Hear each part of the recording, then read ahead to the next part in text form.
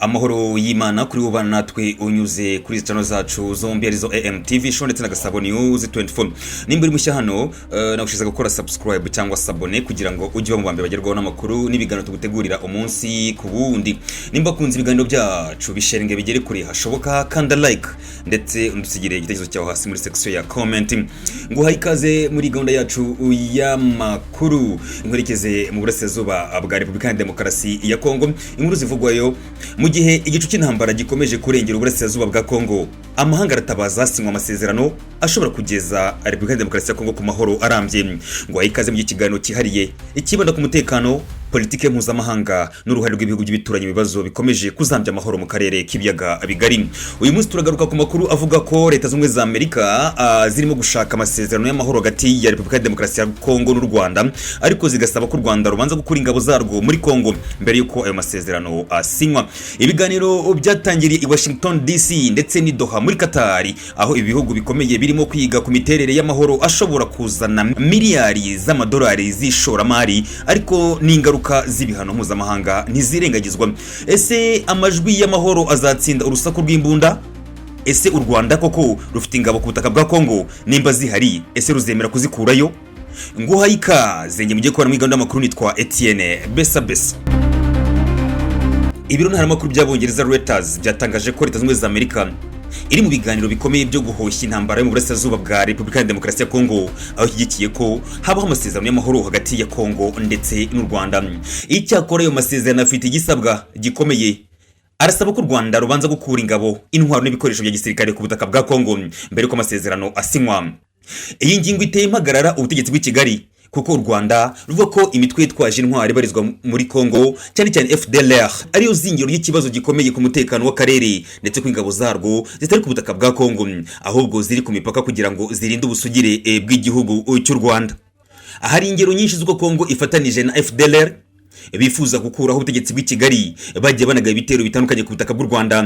Nyamara hari andi makuru yizewe agira ku ikinyamakuru cyitwa Reuters yemeza ko ku butaka bwa Congo habarurwa ingabo z'igisirikare cy'u Rwanda RDF zagiye kurwana ku ruhande rwa M23 zibarwa hagati y'ibihumbi 7 n'ibihumbi 12. Amasezerano y'agateganyo yabonywe na Reuters avuga ko kimwe mu bisabwa muri aya masezerano ari uko u Rwanda rwakura ingabo n'intwaro zose ku butaka bwa Congo, ndetse agashyirwaho ikigo cy'ihuriro ry'umutekano kirimo n'abasirikare bo mu mahanga bashinzwe gukurikirana umutekano. Aya masezerano yashyizwe ahagaragara na Presidency ya Amerika ariyo White House, kandi yemejwe n'inzego za diplomasi enye zitavuzwe amazina. Ubutegetsi bwa President Donald Trump buri mu biganiro bigamije kurangiza imirwano mu burasirazuba bwa Congo no gukurura ishoramari rya miliyari z'amadolari agomba gushorwa n'ibihugu byo mu burengerazuba bw'isi, agashorwa muri aka karere kiganjeho umutungo kamere nka zahabu, cobalt, umuringa na lithium.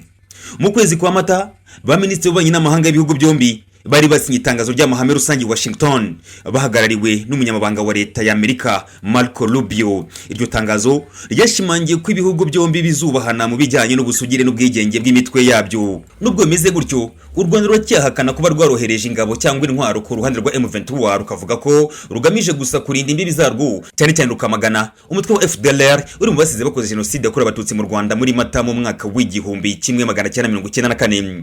Minisitiri w'ububanyi n'amahanga w'u Rwanda Olivier Nduhungirehe yabwiye ibiro ntaramakuru by'Abongereza Reuters ko inzobere z'impande zombi ziteganya guhura i Washington muri iyi minsi ngo basuzume ibikubiye muri ayo masezerano. Hari ibiganiro nk'ibi kandi byatangirijwe i Doha muri Qatar, aho ibiganiro bihuza Congo n'umutwe M23 byasubitswe, ndetse umunsi bizongera kuburwa ukaba utaratangazwa. Iyo nama itegurwa na Qatar ngo nayo yatanze umwanzuro w'agateganyo witezweho gusuzumwa n'abayobozi b'impande zombi. Amakuru avuga ko kandi ayo masezerano yasabye ko u Rwanda rwakoresha uburyo bwose bushoboka kugira ngo umutwe wa M23 usoke mu duce wafashe nk'uko byemerejwe i Doha mu gihugu cya Qatar. Icyakora ku ruhande rw'inyeshyamba haracyari impungenge z'uko nta cyizere cy'uko bemera gusubira inyuma cyangwa gusinya amasezerano abategeka kurekura uduce bigaruriye. Mu myaka ishize, u Rwanda rwakunze kugerwaho ingaruka z'ibihano by'imiryango mpuzamahanga kubera uruhare ruvugwaho mu guteza umutekano muke mu burasirazuba bwa Repubulika ya Demokarasi ya Congo. Ahagana mu mwaka wa 2022, igihugu cy'Ubufaransa n'ibihugu by'umuryango wa EU European Union bahagaritse amasezerano arimo kwagura ubufatanye mu bya gisirikare n'u Rwanda, nyuma y'amakuru yashyize Kigali mu majwi ko ifasha umutwe wa M23. Hari n'imishinga za banki mpuzamahanga yahagaritswe, ndetse ibihugu nka Sweden n'Ubuholande byeze guhagarika inkunga zijyanye n'uburezi ndetse n'ibijyanye n'imiyoborere ku Rwanda. Ibi bihano nubwo bitavugwaho cyane bikomeje kongera igitutu kuri Kigali mu gihe isabwa guhindura imikorere mu bijyanye n'umutekano mu karere. Mu mwaka wa 2022 leta ya Amerika yahagaritse inkunga zimwe mu rwego rwa gisirikare ku Rwanda izisaba ibisobanuro ku ruhare rwayo mu gukorana n'abarwanyi ba M23. Ntabwo ari Amerika gusa, igihugu cy'Ubwongereza bwari busanzwe bufasha u Rwanda mu bijyanye n'ubutwererane nabwo bwatangaje impungenge ku ruhare rw'u Rwanda muri Congo. Umuryango w'abibumbye UN binyuze muri raporo zakozwe n'abahanga b'uyu muryango ushinja u Rwanda gutanga intwaro, imyitozo y'igisirikare n'ubufasha buhoraho ku nyeshyamba za M23. U Rwanda ku ruhande rwarwo rwakomeje guhakana izi nzitizi, ruvuga ko ari ukugoreka ukuri, rukibanda ku mvugo y'uko ingabo zarwo zirinda umutekano w'igihugu ku mipaka. Aya masezerano arimo gutegurwa ashobora kuba intangiriro yo gukemura ikibazo cy'intambara kimaze imyaka isaga 30 mu burasirazuba bwa Repubulika ya Demokarasi ya Congo. Ariko nanone ibibazo by'ubwizerane, ibihano n'uburyo imitwe yitwaje intwaro yakirwa n'ubutegetsi bwa Kinshasa bishobora gutuma aya masezerano atagerwaho uko bikwiye. Ese ibiganiro bizatanga umusaruro? Amahoro ashoboka hagati ya Kigali na Kinshasa? Reka tubitega amaso. Uyu ni umusozo wacu w'iyi nkuru. Reka ngushimire cyane wowe natwe muri gahunda z'amakuru yacu ya buri munsi unyuze kuri izi channel zacu zombi arizo AM TV show na Gasabo News 24. Amakuru nkana kagaruka. Shalom. Garuka.